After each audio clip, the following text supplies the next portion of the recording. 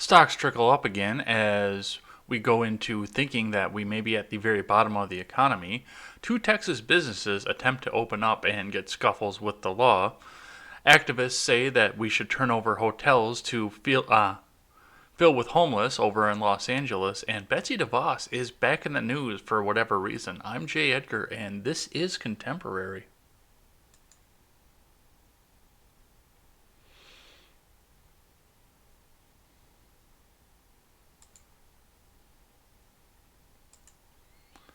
Good morning, everybody, and welcome to another rousing round of news. I'm Jay Edgar. This is Contemporary. We got a bunch to get to today, but it's not as bad as some days have been as we go along here. But before we get started, head on over to freedomscoop.com. Freedomscoop.com is your one-stop shop for all of your news and commentary. We've got great shows like The Generational Gap. We've got Stephen Ignoramus and The Daily Ignoramus. We've got the R-rated conservative. We've got Wyatt Birkenhoff. We've got Freckles and Britt. We've got so many creators over there. You'll never have time to listen to them all, but you still should. You should always try because they're all great. I believe in all of them, and they all give you their own dose of what they think of the news. So head on over there, check us out, check out our merch shop, and check out the website. Before we get, we are getting started. I'm sorry. We're going to start today with Investors Business Daily. Dow Jones today, futures rise ahead of jobless data. PayPal, Dexcom lead, Moderna vaccine gets FDA nod. This is from Alan R. Elliott. Stock futures swung higher Thursday as optimism towards the coronavirus pandemic and a downtick in the still record high unemployment claims boosted pre-market trade. Earnings news sent PayPal and IBD 50 stock Dexcom roaring. Raytheon bolted to the top of the Dow Jones today after scoring a big first quarter surprise. Dow Jones futures and S&P 500 futures popped 1.3% above fair value. NASDAQ 100 futures also gained 1.3% on the stock market today, a move that would carry the overall index close to the 9,000 mark at the starting bell. Small cap stocks were running ahead of the overall early action with Russell 2000 futures trading 2.1% higher. On the Dow Jones today, Raytheon surged more than 5% in earnings. ExxonMobil muscled up 2.5% as oil prices continued their steep rebound. Earnings reports sent PayPal and Viacom to the head of the S&P 500, up 10% apiece. Fortinet and CenterPoint Energy were also high in the mix after reporting results. PayPal and Dexcom ran out front on the NASDAQ 100. Standard & Poor's announced on Wednesday Dexcom would... Is that what S&P stands for? I never knew that. I didn't start getting into stocks until I started doing this show. I never knew that. Dexcom would replace Allergan on the S&P 500 at the start of trade on May 12th. Early losses were modest, with design software developer Ansys down 3% at the bottom of both the S&P 500 and the NASDAQ 100. Coronavirus stocks were active, with Moderna rocketing almost 70% after the FDA approved its coronavirus vaccine candidate for phase 2 trials. The company also reported a narrow earnings beat and weaker than expected revenues. The company reported $2.4 billion available for investment, including $1.7 billion in cash and short-term investments. PayPal cleared the 124.55 buy point in a cup base on Tuesday. Thursday's action suggested the stock will blow itself out of the buy range, which runs to 130.78 at the starting bell. Not all pre-market moves carry over into regular trade. Dexcom shares are extended after clearing a cup with handle base in mid-April. The IBD leaderboard stock is a profit-taking zone, ending Wednesday up more than 30% from the 281.07 buy point. However, the stock has also triggered the 8-week hold rule after rising more than 20% within 3 weeks of its breakout. New applications for unemployment claims decreased but still ran in record-breaking territory at more than 3.16 million for the week ending in May 2nd. That was down from 3.839 million claims in the prior week and less than half of the 6.9 million claims claim week reported in late March. Consensus views projected 3.041 million claims, missing the mark by about 128,000 filings. And once again, we keep saying the same thing over and over again. This is the government telling you not to go to work. This is not businesses shutting down because they were mismanaged or because the economy was bad or any other number of things that were going on. This is the government coming down and saying, you shall not go to work. And we'll talk a bit about the people pushing back on that a little bit later. So let's look at what CNBC has to say on the same mark. Stock market live updates. Dow futures up 300. Oil rallying. Has economy bottomed? This is from Fred Imbert, Ewan Lee, and Pippa Stevens. And this is the live blog for the day. So we'll read probably 5 or 6 entries here. 9 a.m. The worst of coronavirus crisis is likely past us, Bukvar says. Some investors are taking solace in the fact that the latest jobless claims numbers marks a decline from the previous readings, which could signal that the worst of the coronavirus impact is behind us. As awful as these figures are, it is the least amount of claims since mid-March, as we've likely cycled through the worst of the forced shutdown, says Peter Bukvar, a chief investment officer at Bleakley Advisory Group. We can now start analyzing the pace of reopening, the level of business, and what the new reality looks like, despite more than 3 million weekly jobs claims. Dow futures are up 300 points. 832, not more of the weekly jobs claims. We'll skip that one. 8:15 a.m. Stifel calls Peloton an unstoppable juggernaut, raises price target to $50.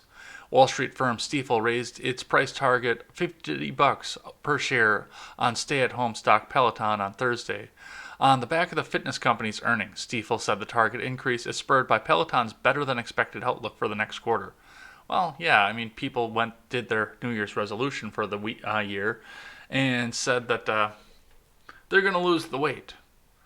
They're going to go and exercise. They're going to hit the gym every day. And then the government forced the gyms closed. So they're buying at-home stuff, which good for them. Absolutely. If I actually had the time and the space, I probably would myself. But this place is kind of tiny, so definitely not going to go that direction, I wouldn't think, but good for the people for doing that. And yeah, you're pushing a great company up from what I can tell. Everything I can tell from Peloton, you're pushing a great company up. 8:01 a.m., Moderna surges 16% in pre-market after FDA approves vaccine phase 2 trial. The FDA has cleared Moderna's coronavirus vaccine for a phase 2 trial, sending the biotech shares jumping more than 16% in pre-market trading on Thursday. Moderna said the trials will begin shortly with 600 participants, and it is finalizing plans for a phase 3 trial as early as this summer, which would potentially approve the first batch of vaccines as soon as 2021. As soon as, you say. All right, and then we're going back into jobless claims again. So we will jump off of the live blog here and start into the coronavirus news. All right, from the Tampa Bay Times, first off here. Florida adds 113 coronavirus deaths, a new one-day record. And this is going right along with the fact that Florida's getting ready to open up, which I kind of thought was going to happen. I kind of figured as soon as we got ready to start opening up, people were going to start saying, well, people are suddenly dying in this place. It's been a day and they're open and people are dying. You expect to hear that out of Georgia, but you're also expecting to hear data from Wisconsin. I heard that on the call-in show on Beauty and the Beta last night. You're not really hearing the data out of Wisconsin, out of all the people that died from the April 7th election, because it didn't happen. But let's see what we have out of here. Florida adds 113 coronavirus deaths from Rebecca Wellington, Langston Taylor, and Allison Ross. One day after reopening, Florida posted a record number of new deaths on Tuesday from the novel coronavirus, 113, including 11 in the Tampa Bay region. Part of the surge appears to be from the state adding the deaths of 41 people who aren't considered Florida residents. A Tampa Bay Times analysis shows some of the deaths appear to have occurred several weeks ago, but didn't show up in the state's count until Tuesday. So, we've got 41 Florida men who aren't Florida men? That's weird. But they're still trying to count them. And also, first Florida man was Hernando, what is it? I can't even remember now. I'll have to listen to Ignoramus' album again. Oh, Hernando de Soto, that's what it is. First Florida man was Hernando de Soto. So saith the Ignoramus. The new cases bring the state's death count to 1,536. Tuesday was the first time since the epidemic took hold in Florida that the state reported more than 100 deaths in a single day. On Monday, the state had only 24 non-resident deaths included in its data. On Tuesday, that number jumped to 65. The way the state tracks its data on deaths has been a point of contention between the Department of Health and some of the state's medical examiners, who are under the state law are tasked with determining whether a death is related to the virus. The medical examiners count every person who dies within their jurisdiction, whether they live in Florida or not, whereas the state only publishes information about the death of Florida residents on its public dashboard. On Tuesday, that count stood at 1471. So they're trying to push you back and push you down and make you afraid of opening up and going back out there.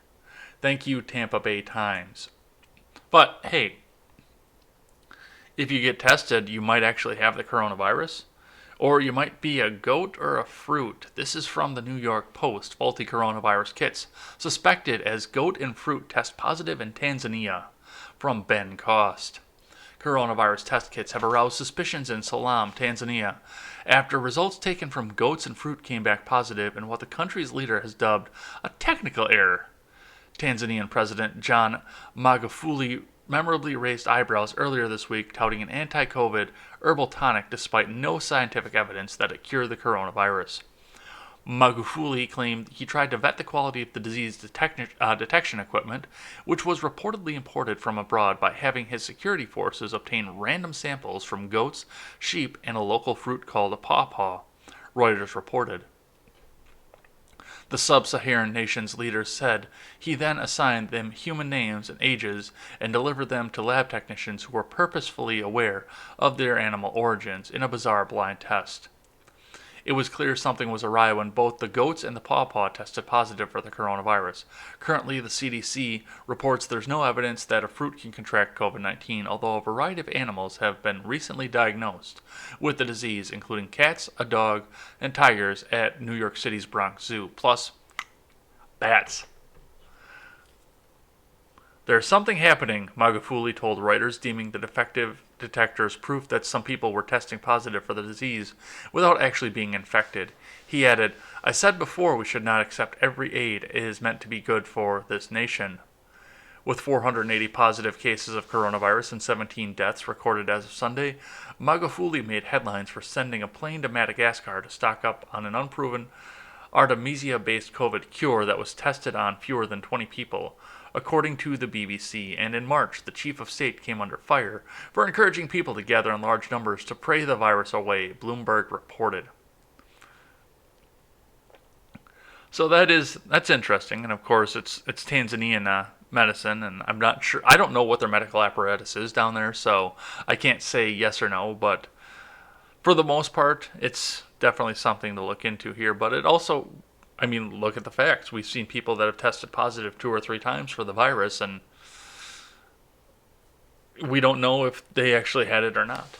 So that was funny. That came from Harvey McLeod over on the Discord server. And if you're not on the Discord server, linked in the description below, head on in there, and then you can add articles to, or videos, or any other piece of news that you want to get in there to get vetted, and I'll vet it like I did with this one, and find a story to read, and if it passes the green check test, I'll read it. All right. Now let's get to the crux of the matter, and the fact that we've got businesses in Texas that decided that it's time for them to open. Texas AG judge to free Dallas woman unjustly jailed for operating hair salon. This is from Tyler Olson over at Fox News. Texas Attorney General Ken Paxton on Wednesday sent a letter urging a Dallas judge to free a woman he sent to jail a day earlier after she refused to apologize for keeping her hair salon open in violation of Governor Greg Abbott's order aimed at slowing the spread of the coronavirus. Soon after, Abbott said he agreed with his attorney general on the matter. Later Wednesday, Lieutenant Governor Dan Patrick vowed to pay her fines $500 for each day the salon was open and volunteered to go under house arrest on the condition she be freed. Paxton, whose office said Shelley Luther was unjustly jailed, in a release told Dallas County State District Judge Eric Moye that he had abused his discretion and emphasized that the woman was keeping her business open in order to feed her family. As a mother, Miss Luther wanted to feed her children, Paxton said in his letter. As a small business owner, she wanted to help her employees feed their children. Needless to say, these are laudable goals that warrant the exercise of enforcement discretion. Luther was given 3 choices by the judge. She can offer an apology for selfishness, pay a fine and shut down until Friday, or serve jail time. I have to disagree with you, sir, when you say that I'm selfish because feeding my kids is not selfish, she told the judge. I have hairstylists that are going hungry because they would rather feed their kids. No, sir, if you think the law is more important than kids getting fed, then please go ahead with your decision. I'm not going to shut down the salon. I joined the Attorney General in disagreeing with the executive action by the Dallas judge putting Shelley Luther in jail for 7 days, Abbott said. As I have made clear through prior announcements, jailing Texans for the noncompliance with executive orders should always be the last available option. Compliance with executive orders during this pandemic is important to ensure public safety. However, surely there are less restrictive means to achieving that goal than jailing a Texas mother. Patrick tweeted 7 days in jail, no bail, and $7,000 of fines is outrageous.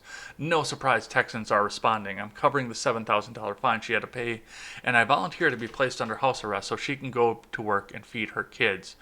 That is based right there. Thank you. Thank you for that. Thank you to Dan Patrick for jumping up and trying to do that. And this is the thing that goes along with that. She wasn't actually put in jail for the fact that she opened up her salon. It was just going to be a fine, but the judge came out and said, hey, you know what? Hey,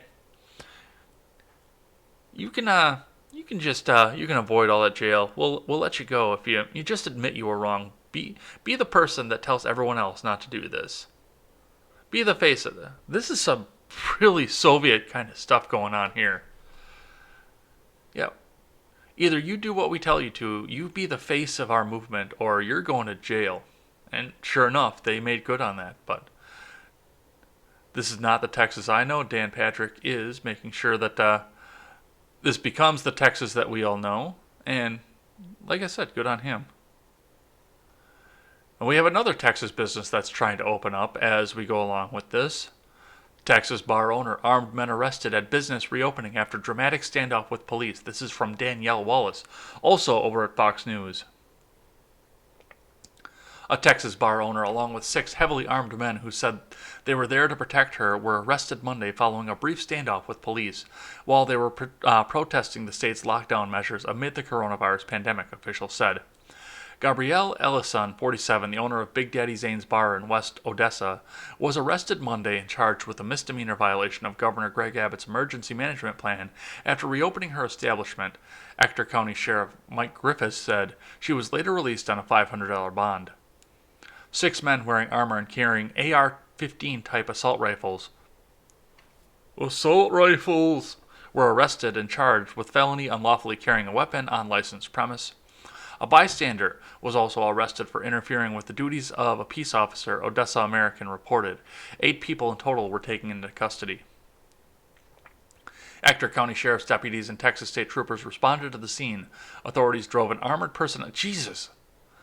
That's where that picture was coming from. Authorities drove an armored personnel carrier behind the bar before pointing their guns at the armed protesters, telling them to put their hands up. The newspaper reported the armed men were then handcuffed and transported to the Ector County Detention Center.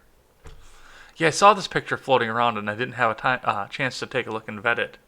More than 20 people participated in the protest at Big Daddy Zane's Bar, organized with help from Open Texas, an armed group that travels around the state trying to help reopen the doors of businesses. Why do they keep having to say armed? They're just a group. It's Texas. Everybody's armed. That Abbott deemed non-essential according to the Associated Press.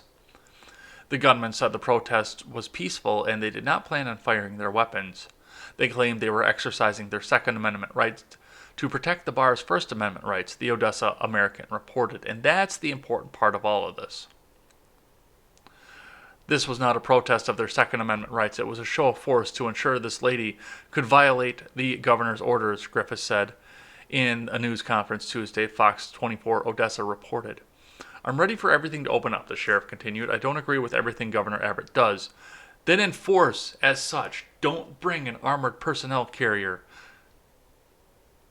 like some fascist boot-stomping jackbooted jackass. I don't agree with everything the legislature does. Some really ridiculous things that go on down there, but he is our duly elected governor, and this is the order he has put forth for what he believes is the safety of the citizens of the state. You are the go-between between the governor's order and the people. A lot of people were just doing their jobs. And some of them have caused some of the biggest mass genocides in this world. Think a little bit before you do this kind of stuff. And for God's sakes, the armored personnel carrier, you weren't going in there because you were against these lockdown orders. You're just trying to save face at this point. You were in there with a show of force and power to try and dispel anybody else from ever trying to protest. Jackass. Alright, let me get off of that one before I go way into another rant. This is from Fox 17 in West Michigan. Cherry Health, CBS News, accused of staging coronavirus testing site footage. Project Veritas reports details alleged order for staff to fill out the waiting line. Yeah, these Veritas guys, if something happens, they definitely don't get mainstream news coverage for anything at all. Cherry Health and CBS News are facing accusations they staged long lines at a coronavirus drive-through testing facility for a news report. The allegations from Project Veritas say that at least one employee from Cherry Health was told by a superior to get in their car and join the line of people being tested for COVID-19. At the heart of the City Health Center, the center was one of the several locations across the country being featured in a report by CBS News. The piece was published Friday, May 1st. According to the Project Veritas report, one of Cherry Health's directors ordered personnel to enter the line in their vehicles. In undercover videos, the staff claims that swab tests were not being done during the segment's recording to protect the actual patients that were in line. The report by CBS News focused on the need for medical gowns and N95 masks. On May 6, CBS removed all mention of Cherry Health and added a note to the story highlighting the questions surrounding the video footage. In a statement to Project Veritas, CBS News President Susan Zirinsky said, CBS News did not stage anything at the Cherry Health facility. Any suggestion to the contrary, is 100% false. These allegations are alarming. We reached out to Cherry Health to address them immediately. They informed us for the first time that one of their chief officers told at least one staffer to get in the testing line along with real patients. No one from CBS News had any bullshit had any knowledge before this before tonight. They also said their actions did not prevent any actual patients from being tested. We take the accuracy of our reporting very seriously, and we are removing the Cherry Health portion from the piece. No, you got caught. Tasha Blackman, the president and CEO of Cherry Health, also spoke with Project 6 Veritas, saying, we and CBS News had nothing to do with that line. Fox 17 News reached out to the Cherry Health for comment. A spokesperson sent us this statement from Ms. Blackman. Cherry Health is fortunate to be recognized nationally for our quality as we continue removing barriers to healthcare for those less fortunate. Cherry Health's COVID-19 drive-through testing process requires patients to be pre-screened through our hotline to determine who should receive a test. On the day of the CBS interview, 34 pre-screened individuals received tests. To date, we have completed close to 600 COVID-19 tests at our heart of the City Health Center. We also shared with CBS this morning that on the day of their interview, our supply of personal protective equipment was at a 2-week supply level. To my knowledge, CBS this morning did not stage any part of their visit to our site. So they got caught and they all took it back down. Thank you, Project Veritas, for putting that out, and thank you for Fox 17 in West Michigan for actually having the gall to put this back up. All right, from the New York Post. This set Midget B off over in the Discord. Corey Johnson's deranged slam of Samaritan's Purse, which only helped New York City. This is from Jonathan S. Tobin over at the New York Post. No good deed goes unpunished. A group of evangelical Christians discovered the truth of that cruel adage firsthand after some of our local politicos repaid their charity with savage scorn, with City Council Speaker Corey Johnson calling for their expulsion in a spittle-flecked Twitter rant. The group in question is Samaritan's Purse, a Christian medical relief organization with a sterling record of providing aid across the globe whenever and wherever emergency help is needed, having established top-flight military-grade clinics in far-flung war zones. A group recently did the same in COVID-19 devastated New York City. Its tent hospital in Central Park, built in cooperation with Mount Sinai Health Systems, treated hundreds of virus patients, just when Gotham's hospitals feared they were about to be overwhelmed. True to its name, Samaritan's Purse asked nothing from New York and gave much by taking some of the burden off the shoulders of our health workers in the front lines of the battle against COVID-19. But that wasn't enough to cause some local politicians to put aside their own lefty prejudices and zeal for smoking out religious conservative boogeymen. The Good Samaritans who came to our aid don't share the socially liberal beliefs of most of New Yorkers. Samaritan's Purse is an avowed religious group. It makes no bones about the fact that its good deeds are an image of its faith in the Gospels. As such, its employees are people who subscribe to the group's religious beliefs, as would be the case in any religious organization, whether the Catholic Church or Orthodox Jewish or what have you. As an organization, Samaritan's Purse doesn't believe in gay marriage, and that apparently is enough to make it persona non grata to some New Yorkers, including Mayor de Blasio, who vowed to investigate the group just when it was getting started with its rescue mission. Rather than welcome the group's unselfish sacrifice, our local bigs greeted it with suspicion and hostility, thus treating this pandemic as one more culture war battle line rather than an opportunity to unite across the old divides. City bureaucrats pestered the group for information about its cultural practices. 4 local Democratic members of Congress, Nadler, Maloney, Adriano Espaillat, and AOC, sent a letter to Mount Sinai expressing their concern about the group's efforts and demanding to know how it received permission to operate in Central Park. Mount Sinai pointed out that the virus kills people of every religious belief, ethnicity, gender identity, and sexual orientation, and that Samaritan's Purse treats all patients, but that wasn't good enough. A well-practiced culture warrior, Johnson was the group's most vehement and least gracious enemy. Now that the crisis has subsided, the field hospital is no longer needed, but there were plans for some Samaritan's Purse personnel to relocate to Mount Sinai to continue with the fight against the virus, but the pressure on the hospital for daring to cooperate with the evangelical group has caused it to decide to sever ties with the organization. As far as Johnson is concerned, it's good riddance. It's time for Samaritan's Purse to leave New York City, he tweeted Friday. This group, led by the notoriously bigoted, hate-spewing Franklin Graham, came at a time when our city couldn't in good conscience turn away any offer of help. That time has passed. Their continued presence here is an affront to our values of inclusion and is painful for New Yorkers who care deeply about the LGBT community. No doubt Johnson's posturing is product of his ambitions on Gracie Mansion, but it's still a disgrace. The same is true for the others who did their best to demonstrate their ingratitude. You don't have to share Samaritan's Purse's faith or assent to its views about gay rights, nor do you need to like its CEO, Franklin Graham, who is widely disliked here because of his support for President Trump and his rock-ribbed social conservatism. But nothing justifies the lack of respect for Samaritan's Purse workers who put their own lives on the line when New York was in danger. There could be no greater proof of the sincerity of their faith or their commitment to helping those in need than in the image of their master.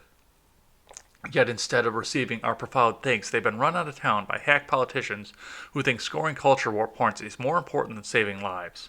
Who are the real zealots? And that last line is the one right on there, because I've said it numerous times and on numerous different shows.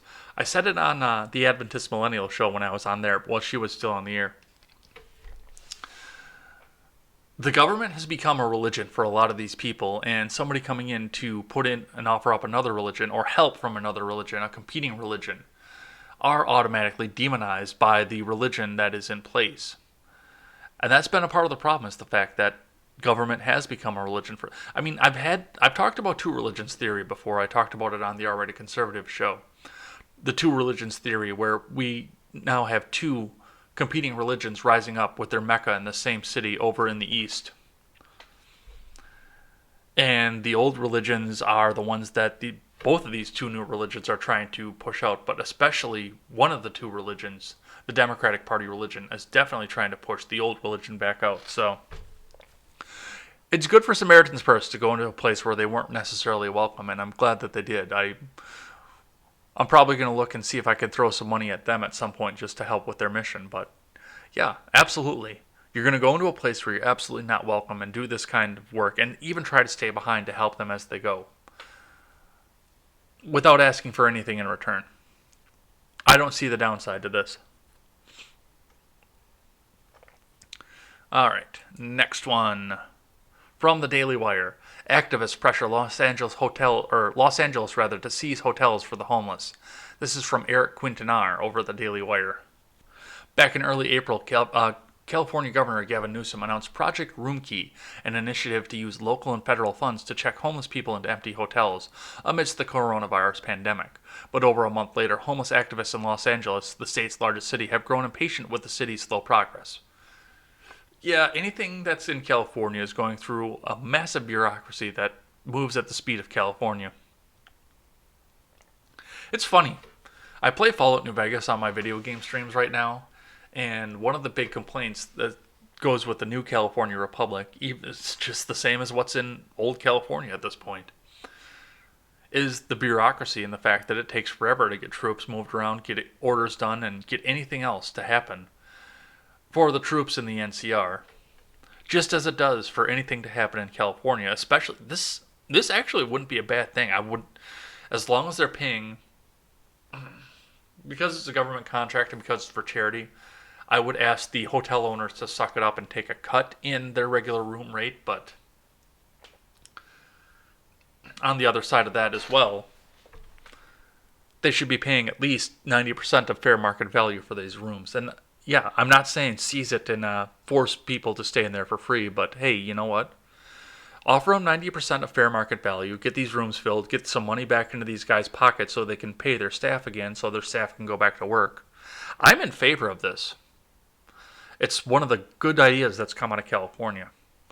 And like I said, they plan to pay, so I'm okay with it as well. But yeah, if they're going to force the hotels to do it for free, the wear and tear on the rooms, the damage that's going to come from there, that's all going to come out of the owner's pocket because the government's not going to reimburse them for that. No. According to the LA Times, advocates for the homeless have been pressuring officials to take over some of the hotels in the city, which has lagged behind its own goal of securing 15,000 rooms for about 25% of the area's homeless population. If you can tell the entire city of Los Angeles that we can shelter in place, then you can tell the hotels they are commandeered and they need to open their doors to the residents of Skid Row, said Shayla Myers, an attorney for the Legal Aid Foundation of Los Angeles. During a recent incident, a homeless man entered the Ritz-Carlton during a Democratic Socialist of America protest and then refused to leave, reports NBC Los Angeles. He was later arrested and released. The homeless man told LA Times that he planned on staying at the luxury hotel chain until the government officials forced the city's hotel industry to house that region's entire homeless population. According to ABC7, the units that occupy the top floor of the Ritz-Carlton are owned by individuals and cost up to $42 million to purchase. LA County, which leads the nation in homelessness everywhere except New York City, currently has about 60,000 homeless people, according to the Los Angeles Homeless Authority's 2019 count. The county has approximately 98,000 hotel rooms. The LA Times reports that even local officials have balked at the idea of using an emergency to seize the hotel industry and might even delay the housing initiative by pressuring hotel owners into court battles. Commandeering is very seldom used by the government, David Howard, the county executive in charge of the team that negotiates with hotel owners, told the news agency. It's only done in the event of disaster.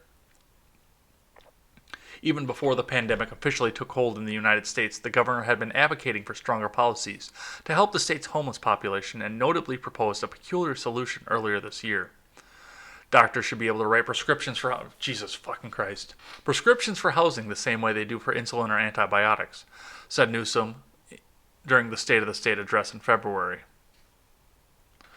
So,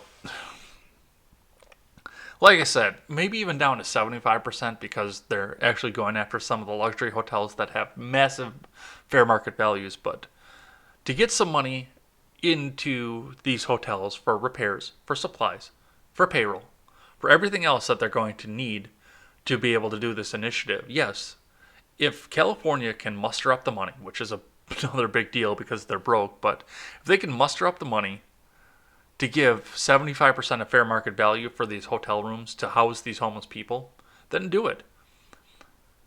But the forceful seizure of the means of production, no, that's going down a road that I don't think you guys want to go down right now. All right. And now we're going to listen to a short little 23-second video because Biden just can't help himself. So let me turn your headphones on. I'll turn mine on here. And we will listen to what former Vice President Joe Biden has to say again. This pandemic. The pandemic is that the president has no intercourse whatsoever with the rest of the world on dealing with these things. We led, like Barack Obama led in the in the pandemic that occurred when we were in office. It was kept in Africa. We organized the world. We put things together. This pandemic, the pandemic. Can't help but say that word, can he? He can't help it. And I understand the fact that the word does mean something else other than what every dirty-minded teenager knows that it means, but given the fact that you were in the midst of a sexual assault allegation, you should maybe find a different word, Biden. All right, just a couple more here. From Yale Halen over at Fox News, Graham says Mueller probe scope memo shows investigation was illegitimate to begin with. So Fox News has been kind of moving off the COVID-19 thing and trying to go back into the bitter back and forth between Democrats and Republicans at this point, and this story here has definitely holds that idea up. Sorry.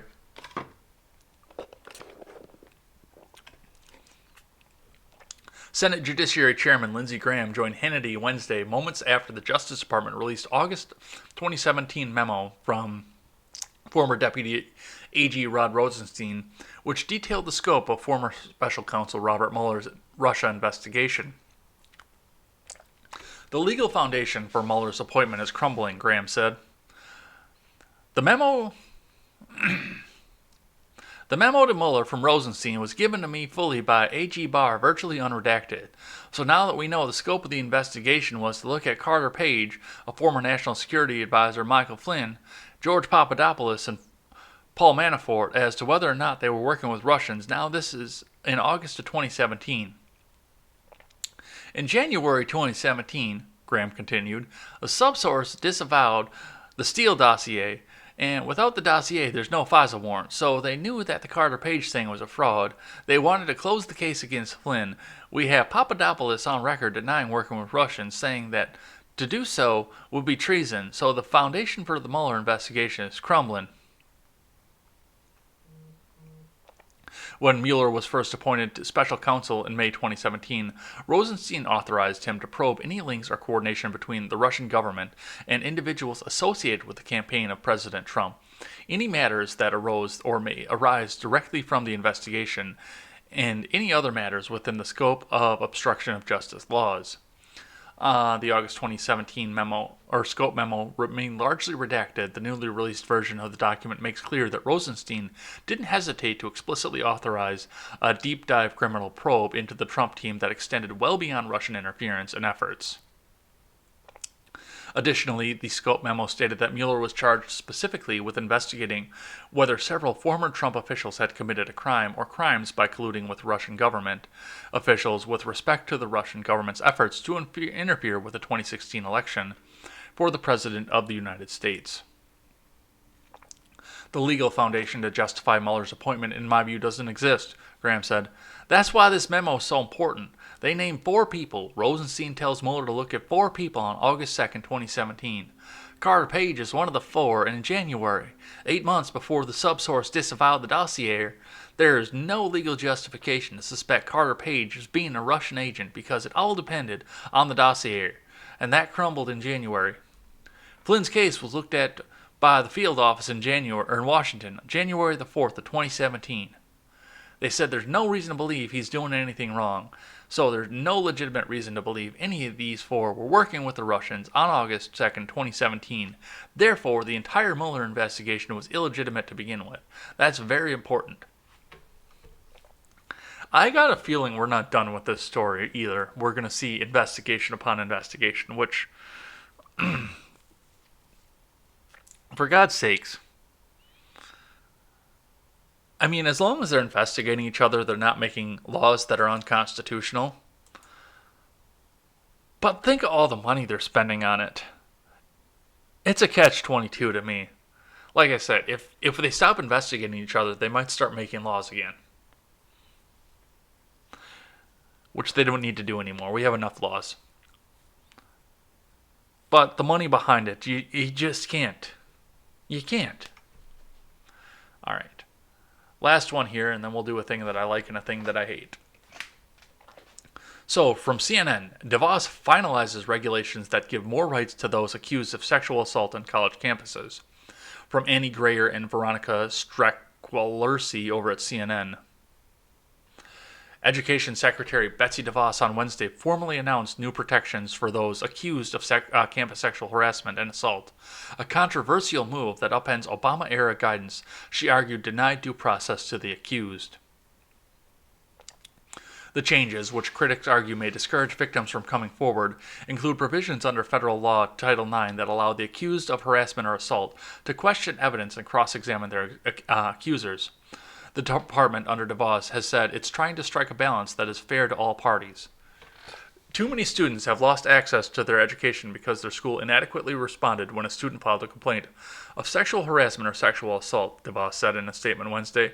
This new regulation requires schools to act in meaningful ways to support survivors of sexual misconduct without sacrificing important safeguards to ensure a fair and transparent process. Okay. I'm going to step back for a second out of the story here and think about the obvious. If there are real problems here and there are real rapes, sexual assaults, and anything else happening, why is the college trying it? Why are they not taking it to law enforcement? And I know the answer to why the college is trying it, because they can sidestep the due process through Title IX. That's why the college is trying it and using it as a way to punish people that they deem undesirable when there isn't an actual case to go against them. If there is an actual rape or sexual assault, go to the police. Don't go to your university, go to the police.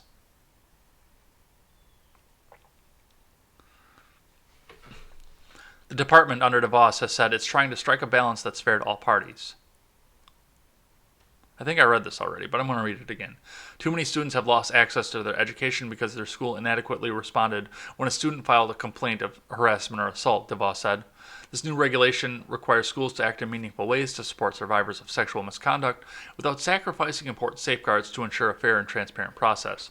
The new rules, which are set to go into effect in August, narrow the definition of sexual misconduct on campuses. They define sexual harassment as a school employee conditioning education benefits on participation in unwelcome sexual conduct that a reasonable person would determine is so severe, pervasive, and objectively offensive that it effectively denies a person equal access to the school's education program or activity, or sexual assault, dating violence, domestic violence, and stalking.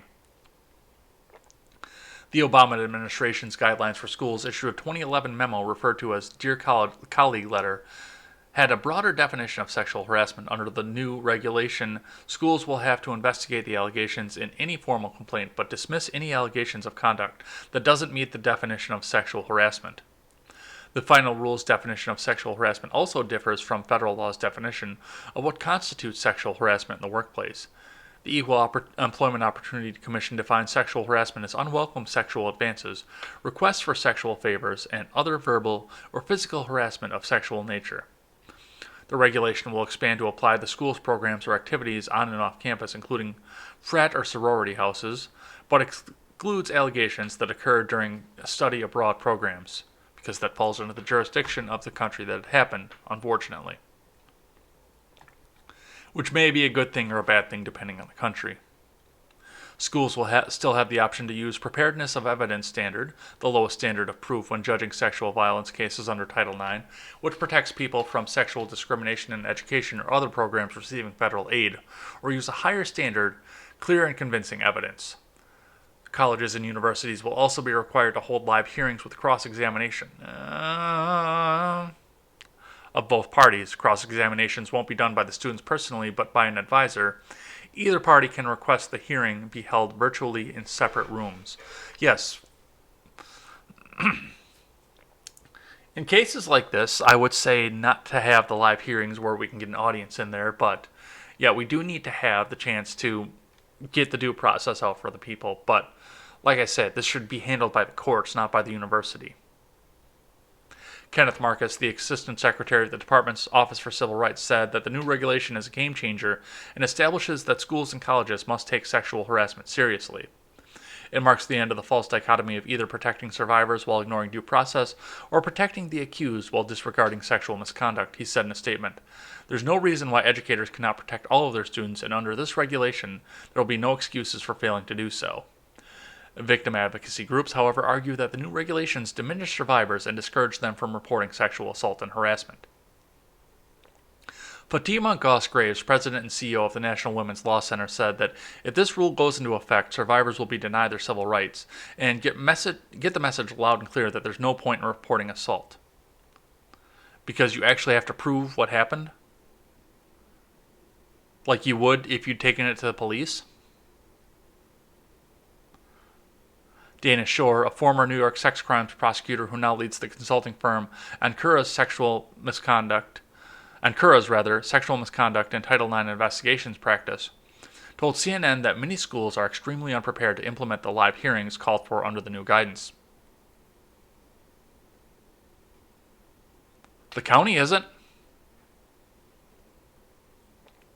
Congressional Democrats, and there's going to be some intelligent response, including Pat Murray of Washington State, and have slammed DeVos for issuing regulations that are completely unrelated to combating coronavirus. Oh, Jesus.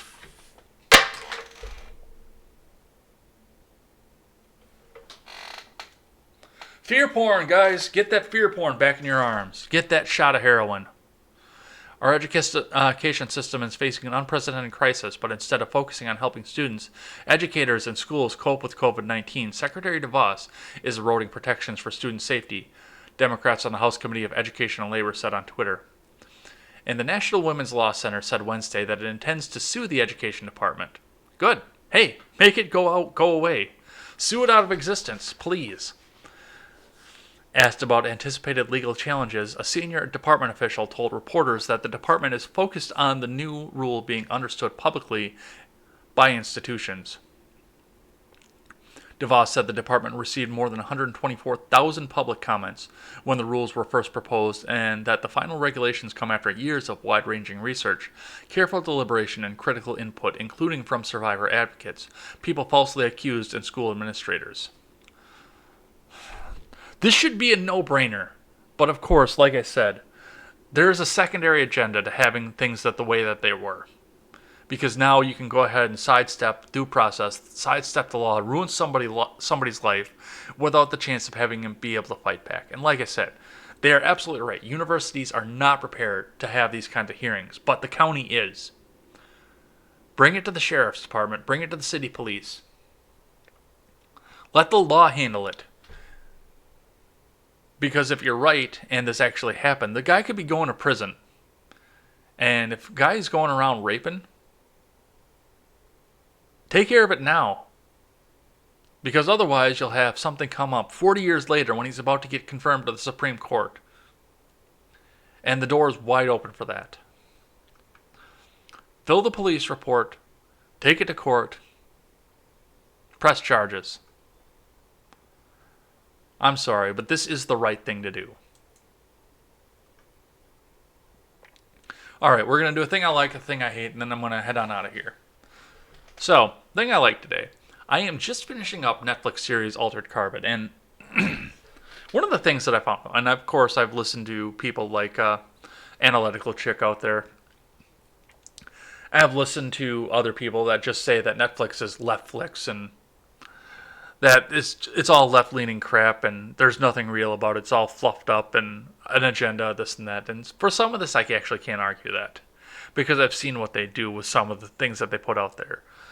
But they've also had good, honest things out there as well. I mean, they put Candace Cameron back to work, and she's the sister of somebody who's been on Hannity and who is a great big Christian preacher, and she is fairly, from what I've seen out of her Instagram, fairly conservative-ish herself, kind of California conservative.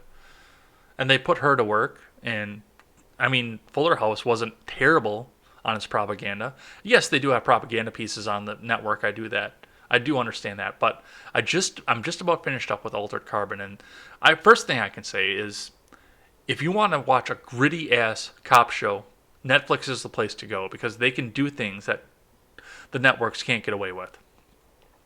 I mean, look at what they did with Designated Survivor. It was actually watchable in the third season. That was Netflix only, because there were actual gritty things going on, and that was a left-leaning publication, absolutely was. But there were actual moral arguments to it. There were reasons for it, and it was really good. And even the left-leaning people on that show got their own at some point too. So I'm just finishing up with Altered Carbon. Great book, from what I understand. I'm actually going to pick up the book off Amazon and read it off of this. I believe it's a series, so I think there are 3 books with it. They did the first season off the first book. I don't believe they did the second season off the second book, but I mean, it's gritty. There's a lot of human emotion in there. There's a lot of psychology that goes with it. It is a great series. I recommend it to anybody to go see, especially if you like cop shows and dystopian stuff. From what it is, it's in the future where people can transfer their consciousnesses out of their body and into another body, what they call a sleeve in the show, so they can be alive for hundreds and hundreds of years. In fact, the only time you actually die is if your stack is destroyed, which is a small disc in the back of your spine that contains your consciousness. That's the only way you actually die, is if that's destroyed. So people live for hundreds of years, and what it comes out with is a rich man was killed right before the show starts, and he enlists a government soldier who was in prison indefinitely, which meant basically that he was in a stack with no body indefinitely, for something else that happened 250 years before the show. And this rich man pulled him out, got him a parole so he could go and investigate the murder of the rich guy. A very smart, very intelligent show, for the most part. And I'm the one too, and I don't watch a lot of movies because for the most part I can't pay attention for that long. Usually I'm working on something else on my phone at the time, or maybe even playing a video game while I'm doing it. If you're that kind of person, you're going to have a little bit of a rough time with the first couple episodes, because you really got to pay attention to know what's going on in the first couple. After about episode 3, you can maybe give it three quarters attention and get the story and still understand what's going on. But for those first 3 episodes, you've got to be laser focused on it, because they give you a lot of information at once. But it's still a great show. I recommend it. And now for something that I hate. And did I not call this yesterday? We read now from NBC News. Video appears to show Georgia man shot while jogging. Lawyers call for arrests. Ahmaud Arbery, 25, was shot dead in February in Brunswick, Georgia, after 2 white men chased him, believing he was a burglar. By Minivan Burke. We read this yesterday, so we know what happened here. Lawyers for the family of a black jogger in Georgia who was chased and gunned down by 2 white men who said they believed he was a burglar are calling for the authorities to make arrests. The attorneys also released a video that showed the fatal shooting of the man, Ahmaud Arbery, in an altercation in the moments before. Arbery, 25, was shot to death in Brunswick, a coastal city about midway between Savannah and Jacksonville, Florida, on February 23rd as he was running through the Satilla Shores neighborhood. So we know what happened here, of course. We read about this story yesterday. But I said, as soon as I read this story, I said, because Joe Biden commented on this, this is going to be the next shot of fear porn that the political elite, the celebrity elite, and every other elite tries to force down the national news. This shooting happened way back in February. I believe it was the middle of February this all happened. And, of course, everyone was acquitted. They called it a self-defense thing. They called it everything else. But the video came out, which is fine. This should be a local story. But now this is going to be the next thing that gets injected all across the country. And sure enough, I opened up Instagram this morning, and that's exactly what I found. I found no less than 10 celebrities had called out for justice for Ahmaud. Justice. Justice, justice, justice. And I mean, all of their followers were doing the same thing. Justice for Ahmaud. Justice for Ahmaud. This is going to be your next Rodney King. This is going to be your next Trayvon Martin. This is going to be your next, what was the other one? Michael Brown. This is going to be your next race riot that goes across the country. And I hope you guys are ready for this down in Georgia. I really do. Because I don't think people are going to be social distancing when they destroy your city. And I'm going to put this right out there. I do believe in justice for Ahmaud. But once again, this is a local story. This is not a national news story. Let the courts go out and do their thing. These two men do need to be indicted and put up for murder because they clearly murdered the guy. But this is not a national story. This is 100% not a national story. But yes, now, of course, Joe Biden commented on it. It made it to Fox News, and now the whole world is going to be screaming and screeching about it for the next couple months.